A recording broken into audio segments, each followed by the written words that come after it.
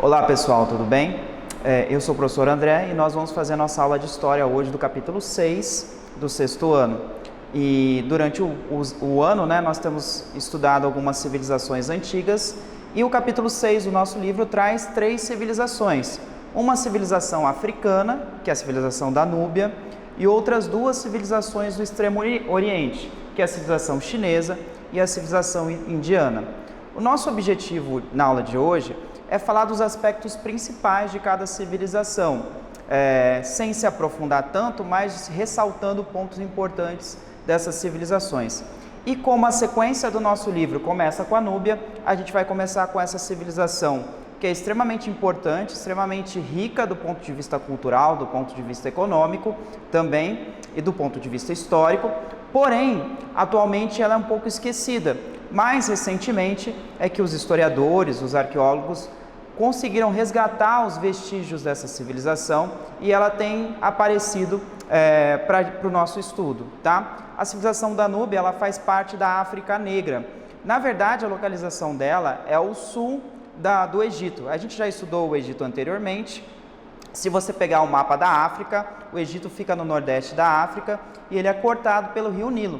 Lembra da importância do Nilo para o Egito, que foi um assunto que a gente estudou anteriormente. O rio Nilo ele levava basicamente a vida para a civilização egípcia, através lá da agricultura, através das obras de irrigação, tanto que Heródoto disse o Egito é um presente do Nilo, é uma dádiva do Nilo. Então o que nós vamos fazer? Nós vamos relacionar essa civilização da Núbia, que fica ao sul do Egito, com a própria civilização egípcia. Porque, como você pode perceber, essa civilização ela recebeu uma forte influência do Egito. Então, tem muitas similaridades da Núbia com o Egito. A primeira delas é que a Núbia também utilizava-se do rio Nilo. O rio Nilo também levava vida para a Núbia. Sem esse rio, essa importante civilização não existiria, tá? Então, nós temos ali uma civilização que também se utilizava do rio para a irrigação, para a agricultura, para a criação de animais, mas também para o transporte de mercadorias. A Núbia, como eu disse para vocês anteriormente, foi uma civilização muito rica, tanto é que esse nome significa a terra do ouro. Então tinha muito ouro, outros metais importantes como o ferro, como o cobre, pedras preciosas. Ali eles produziam artesanato. Então esse povo da Núbia, principalmente os cuxitas, que foi o povo que mais se destacou ali, ao ponto de criar um império, uma civilização chamada Cuxita, o reino de Cuxi. O que vai acontecer? Esse povo vai se utilizar do Nilo, assim como os egípcios, e essa agricultura vai desenvolver a civilização, e o transporte de mercadorias vai fazer com que essa civilização enriqueça, mas não apenas enriqueça do ponto de vista econômico, também do ponto de vista cultural, que a gente sabe que o comércio, ele, além de trazer e levar mercadorias, ele também traz e leva informações de outros povos. Então, essa influência do Egito sobre a Núbia, sobre o reino de Cuxi, e de outros povos também que os habitantes da Núbia praticavam comércio, como por exemplo os povos que estavam fazendo comércio no mar Mediterrâneo, não apenas ao longo do Vale do Nilo, vai enriquecer bastante essa civilização. Então, primeiro aspecto, essa civilização ela recebeu grande influência do Egito, que a gente já estudou no capítulo anterior. A gente pode perceber, eles eram politeístas, acreditavam em vários deuses, e basicamente os deuses que eles criam eram os deuses do Egito. Então eles criam em Anubis, em Ra, em Ísis e Osíris. Eles também utilizavam o Nilo para a agricultura, como eu já disse, e eles construíram também pirâmides. Então, de repente, você está folheando o seu livro lá e cai no capítulo 6 e vê que ali tem imagens de pirâmides. Isso quer dizer o seguinte, quer dizer que não necessariamente você está estudando o Egito agora, você está estudando o reino da Núbia, porque eles também construíram dezenas de pirâmides, também com objetivo religioso, também para ser uma espécie de um mausoléu, ou seja, de um túmulo dos seus faraós. Falando de faraós, os povos da Núbia, eles também tinham esses líderes políticos, e a gente aprendeu que no Egito, o faraó também era um líder religioso, ou seja, uma teocracia. Para os egípcios, o faraó era um representante, era um deus encarnado, ele era o próprio deus encarnado, deus Horus, um dos principais deuses do Egito. No caso da civilização cuxita, no caso do reino de Cuxi, da Núbia, eles eram governados por faraós também, mas eram faraós negros, já que faz parte da África Negra. E é uma coisa bem interessante, porque como o Egito chegou a dominar a região e depois o reino de Cush dominou o Egito, nós temos ali no Egito uma dinastia de faraós negros. Os arqueólogos foram encontrando as múmias, né, e perceberam que alguns faraós eram negros, ou seja, eram faraós que vinham de origem da Núbia, do reino de Cush. Então, é um aspecto bem interessante e que acaba moldando culturalmente também essa civilização. Faraós negros, teocracia, eles são deuses encarnados, eram deuses encarnados para esse povo. Bom, outro aspecto importante dessa civilização, e é um diferencial, e a gente sempre na história costuma estudar esse diferencial que os povos trazem, né, essa influência cultural, que é o papel da mulher. O que acontece? No reino da Núbia, a mulher ela ocupou um papel de destaque, comparando com outras civilizações que nós já estudamos, da antiguidade, civilizações patriarcais, com uma organização familiar, baseada no pater, né, no pai, e quando o líder político geralmente também é somente um homem. Por exemplo, a gente pega ali os hebreus, os patriarcas, Abraão, Isaac e Jacó, 3 homens, né? No caso dos faraós egípcios, geralmente eram homens. No caso da Núbia, nós temos um diferencial. As mulheres, elas poderiam ser rainhas que governavam, que tinham um cargo político, que influenciavam politicamente. Tá? Essas rainhas nós chamamos de Candaces, historicamente. Então, esse é um diferencial da civilização da Núbia, rainhas que governavam e as mulheres também podiam ser sacerdotisas, tá? Ou seja, elas podiam ser as representantes dos deuses na terra. Isso dava um status muito importante, um status social, um status religioso e um status político. Então, assim, sempre quando cai alguma questãozinha sobre o reino de Cush, sobre a Núbia, você vai ter identificado ali esse diferencial do papel da mulher. A gente está falando de uma época antes de Cristo, antes do nascimento de Cristo, em que em um reino as mulheres já ocupavam um lugar de destaque. Então, esse foi o nosso resuminho sobre a primeira civilização, que é a civilização da Núbia, o reino de Cush, dos Cushitas, tá? Agora nós vamos para a nossa segunda civilização, que é a civilização chinesa. Bom, a China é um país atualmente bem conhecido, né? É o país mais populoso do mundo, é a economia que mais cresce no mundo. Então, assim, ela já é uma grande potência militar também, já começa a rivalizar ali com os Estados Unidos. A história da China é uma história muito interessante. A formação da China se formou também na chegada de povos na região do Extremo Oriente, da Ásia, né? E esses povos se localizavam ali por causa de rios, e esses rios proporcionavam também a agricultura, tá? O que aconteceu? Esses povos formaram reinos, vários reinos se formaram, e esses reinos, por muito tempo, eles foram rivais. Mais ou menos uns 200 anos antes de Cristo, um desses reinos, o reino de Qin, comandado por um rei chamado Qin, ele conseguiu vencer militarmente os outros reinos, e ele unificou a China, transformando a China num império. A partir daí, então, a gente estuda a história da China imperial, com poder centralizado. Esse primeiro imperador, ele era considerado também um poder teocrático, ele também representava uma divindade encarnada. Então, ele era um líder político e também muito respeitado como um deus, tá? Então, isso é uma similaridade com outros povos que a gente já estudou. A teocracia, ela é muito presente nesses povos da antiguidade. Bom, esse primeiro imperador, Qin, ele ordenou a construção de várias obras, como estradas, na primeira dinastia, né? A partir daí, várias dinastias se formaram.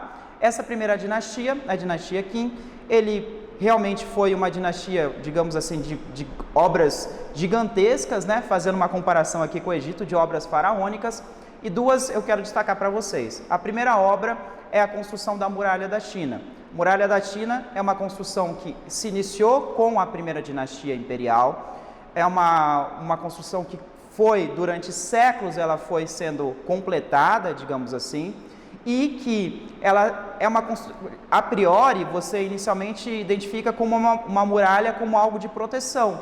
Não está errado. A Muralha da China ela tem mais de 7.000 quilômetros, né, de leste a oeste da China, e o objetivo inicial dela era proteger a China imperial da invasão dos povos do norte. Esses povos principalmente eram os mongóis, que eram um povo muito beligerante, muito conquistador, e os chineses queriam ali se proteger desse povo. Só que com o passar do tempo, essa muralha ela ficou tão grande que em cima dela, e ela é larga, também poderia ser utilizado para o transporte de mercadorias, para o comércio, e também para o transporte de informações, tá? Uma espécie de correio. Outra curiosidade é que conforme a muralha foi sendo construída em centenas e centenas de anos, muitos trabalhadores, milhares de trabalhadores foram utilizados nessa construção, e os que morriam eram enterrados dentro da muralha. Então também talvez seja o maior cemitério do mundo, tá? A outra construção que foi encontrada a partir ali da década de 60, 70, foi o mausoléu desse imperador, do imperador Qin. Ele mandou construir o seu túmulo, talvez o túmulo tão suntuoso ou mais suntuoso do que de qualquer faraó do Egito. Por quê? No centro desse mausoléu, desse túmulo, tem ali onde foi colocado o corpo dele, e ao redor ele mandou construir mais de 7.000 soldados de terracota, soldados cada um, essas estátuas, cada um com um rosto diferente, tá? Porque na crença chinesa, eles acreditavam que após a morte, esses soldados poderiam ganhar a vida novamente no outro mundo e protegeriam um imperador que tinha muitos inimigos, tá? Então essas duas obras, historicamente e culturalmente, eu queria destacar para vocês. Outro aspecto principal é a valorização da educação. Historicamente, a China, ela tem uma educação e uma disciplina muito rígida. Mas aqui eu encontro uma diferença da educação do homem na China antiga para a educação da mulher, tá? A educação do homem, ela era mais voltada para a política. É claro que você tinha ali os servos, os camponeses, eles não tinham uma educação, não aprendiam a escrever e tal, mas eles tinham essa função mais para a produção. Agora, aqueles de camadas mais superiores, os homens, eles aprendiam técnicas militares, né, para serem comandantes, e aprendiam também a ler e escrever para serem administradores, tá?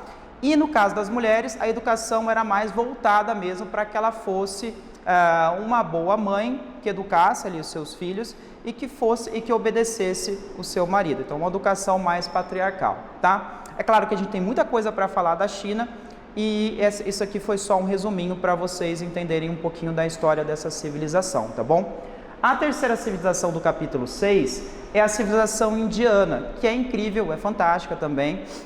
A Índia, ela começou a ser povoada muito tempo antes de Cristo por causa do Vale do Rio Indo. É outra civilização que começou o seu povoamento por causa de um rio, tá? O que vai acontecer a partir dali? Vai se desenvolver uma agricultura por causa do rio, e com a geração do excedente de produção, que eles começam a produzir e a sobrar alimentos, eles começam a comercializar. A cultura indiana é uma cultura muito rica, então o artesanato, a produção da seda, que ali no Oriente eles dominavam, o segredo da produção da seda foi muito importante também para essa civilização. Por quê? Com o tempo criou-se algo que a gente chama historicamente de Rota da Seda.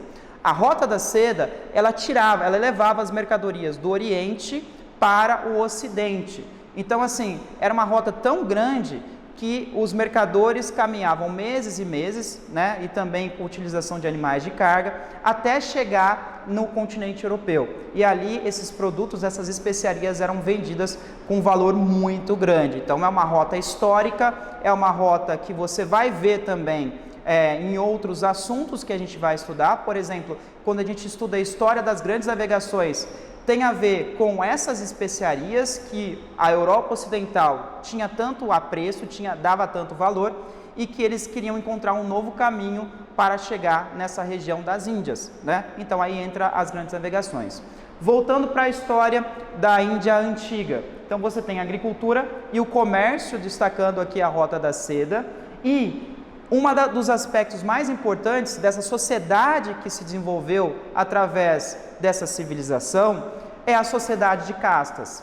A sociedade de castas na Índia, ela é algo muito rígida, porque você tem grupos sociais, sabe aquela pirâmide social? Você tem grupos sociais que eles se diferenciam e que são rigidamente divididos. Então lá em cima você tem, por exemplo, os sacerdotes, esse é o principal grupo, os brahmanes. Então eles são os mais valorizados. Depois você vai ter os nobres, depois você vai ter os guerreiros, e você vai chegar nos camponeses, nos servos, até você chegar nos excluídos, os Dalits. Esses daí nem faziam parte de nenhum grupo social, eles eram deixados para fora da cidade, eles só serviam para recolher os lixos e fazer a limpeza da cidade, mas eles eram considerados intocáveis porque eles passavam impureza. Então é uma sociedade muito rígida, dividida, e eles justificavam essa sociedade de castas por meio da religião. Nós temos na Índia até hoje uma religião praticada e que é muito antiga, que é o hinduísmo. O hinduísmo é uma religião politeísta, eles têm milhares de deuses, são milhares mesmo, são muitos deuses, tem os deuses principais, mas segundo o hinduísmo tem a ideia da reencarnação, ou seja, depois da morte você voltaria novamente, só que a condição que você retorna para essa nova vida tem a ver com a vida anterior, que a gente chama de karma, ou seja, se essa pessoa na vida anterior fez coisas boas, na próxima reencarnação ela sobe de casta, ela vem numa casta superior. Então isso justifica a situação dos Dalits, que eram os excluídos da sociedade, que por terem feito, segundo a tradição do hinduísmo, coisas muito erradas na vida anterior, acabaram nascendo como excluídos da sociedade, tá bom? Esse é o hinduísmo.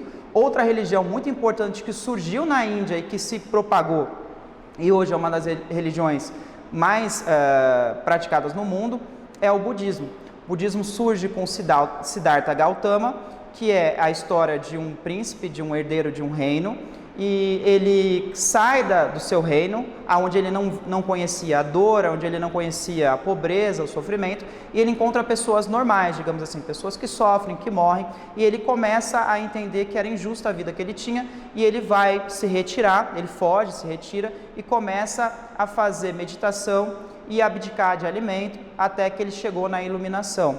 Então o budismo ele prega uma vida de negação dos bens materiais para que a pessoa possa atingir ali a iluminação e chegar ao nirvana, né? É uma crença budista que seria o paraíso, digamos assim, das pessoas que chegaram a essa iluminação. Então assim, essas três civilizações, elas estão ali no capítulo 6, e eu vou pedir para que você leia o capítulo 6, para que você entre em contato comigo, tire as suas dúvidas e faça as atividades que eu vou propor durante a semana. Tá legal? Muito obrigado pela atenção e até a próxima aula.